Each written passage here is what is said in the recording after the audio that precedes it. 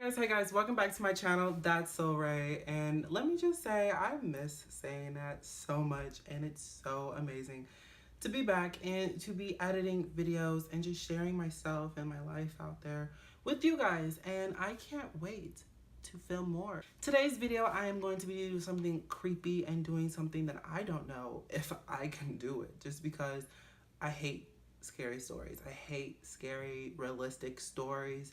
And a couple of my friends have introduced me to this YouTuber named Mr. Nightmare, because these are going to be my real reactions, because I've never heard of these ghost stories ever. So without further ado, let's get into this video. I'm not ready. My family and I are probably the biggest skeptics in the world, which is why I can't explain what happened that day. I went downstairs and my brother was in the kitchen. I grabbed a water and asked him if he believed in ghosts.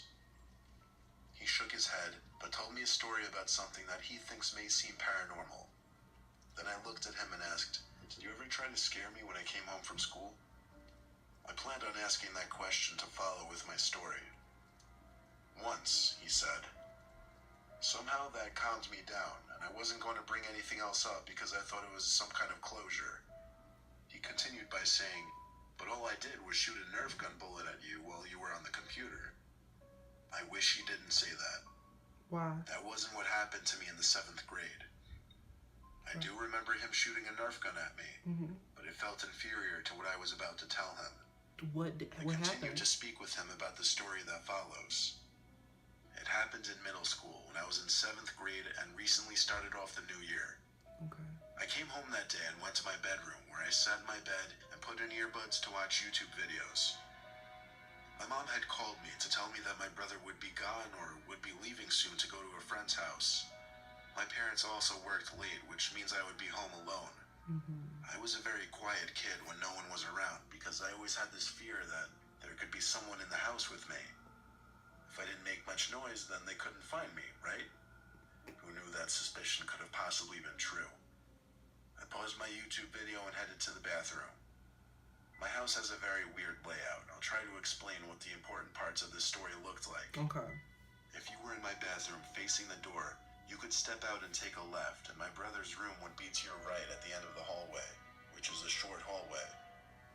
If you went right, you would reach the stairway that went down and stopped because there was a platform in the middle, and then you would walk in the same direction you came to get lower. The stairway leads... Okay, I just tried to do that layout and I'm lost as hell. Windows are opened. A box will immediately say which door has been used. I was in the bathroom and right about to flush the toilet when I heard a loud thud come from my brother's room. I assumed that he must be about to leave for his friend's house, so I flushed the toilet and got up to wash my hands. There were no more noises. The house felt still, but I felt like I was being listened to. I turned off the sink and walked over to the bathroom door to lock it. Something felt wrong. You didn't lock My it stomach before? started to ache from fear. I felt like I was just being paranoid, but I also couldn't shake that weird feeling in my gut. So I waited for another noise. I didn't have my phone on me, so I couldn't text my brother. We had a house phone in there, but it made loud noises when you dialed, so I didn't want to risk it. Then I heard talking, which was definitely coming from my brother's room. But that was not my brother talking, and it couldn't have been my dad. The muttering was deep and low. It sent shivers down my spine. I could tell it was a voice because of the distinction of an S or a T, but I couldn't understand what it was saying. Then there was a slow pounding noise that started getting closer to me. It came out of my brother's room and nailed its way towards the bathroom door.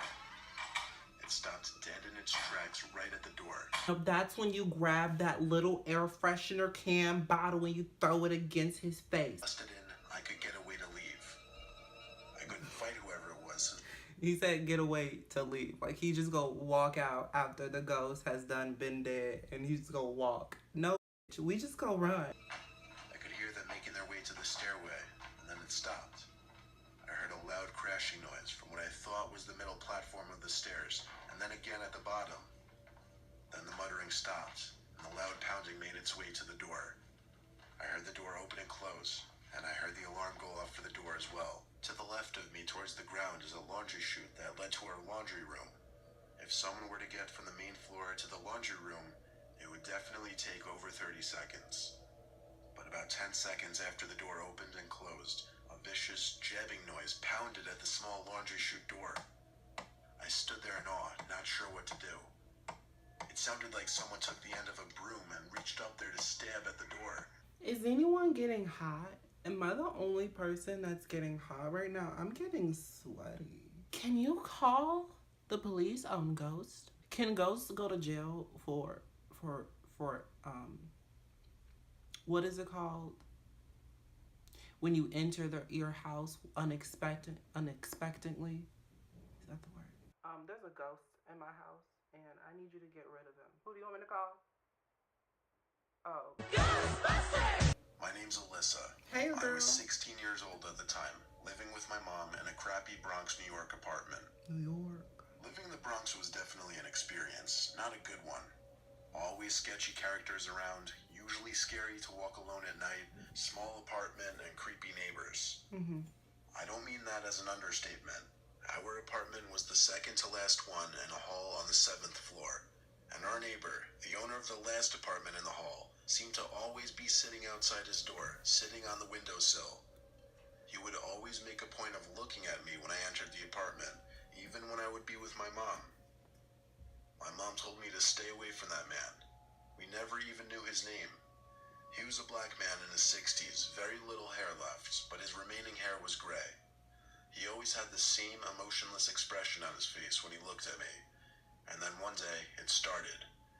Every time I would see him in the hall, he would say hi to me, but he'd call me by my name to make it even creepier.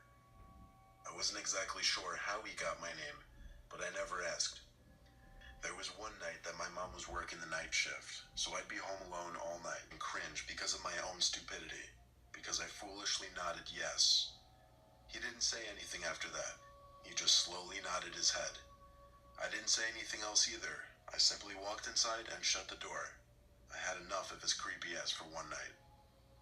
Basically, after getting home, I just washed up a little bit.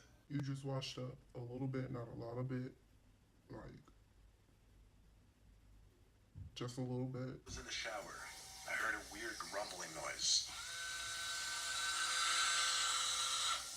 It was a pretty concerning noise, but I couldn't even begin to try and pin out what it could have been. I got out of the shower after hearing it because I was concerned someone might have been in the apartment. I heard a similar noise outside of the bathroom. It seemed to come from my bedroom. I threw on the clothes I had in the bathroom and searched my entire room. I couldn't find a person, but while searching my room, I saw an ever so tiny hole in the wall. I got closer to feel it and look at it. Then I got down on my knees to look through it. And when I saw what was on the other side, I fell backwards because of how scared I was of what I saw. It was someone's eye. It was the old man. Someone was actually looking through that hole from the other side. Then I realized this wall separated our apartment from the creepy neighbor's apartment. Then I had a sudden realization of what that sound I heard in the bathroom must have been. I ran back to the shower and felt all around the wall until I found another hole, identical in size from the one in my room. The neighbor drilled these two holes, maybe even more, to spy on me. The pervert was looking at her in the showers? I gotta make sure no holes is in my room. Hello? Hello? Bro, can you imagine that? Like you finding little holes in your room, in your bathroom, and then someone's looking through them. Like, can you imagine actually catching someone in the act of them looking at you? Like, that's just on a whole nother level of creepy. And told her, and as I was on the phone with her, there were knocks on the apartment door. It was the neighbor, and he kept yelling, "Open the door right now. I didn't drill those holes." My mom freaked out and told me to call the cops, and she tried to get home ASAP. One good thing about the Bronx, police response time is fast, and there were cops at my apartment door in under 5 minutes. My mom was home half an hour later. My mom pressed charges for stalking, invasion of privacy, and criminal mischief. Yeah. The apartment building also evicted the man and patched up the holes at the man's expense.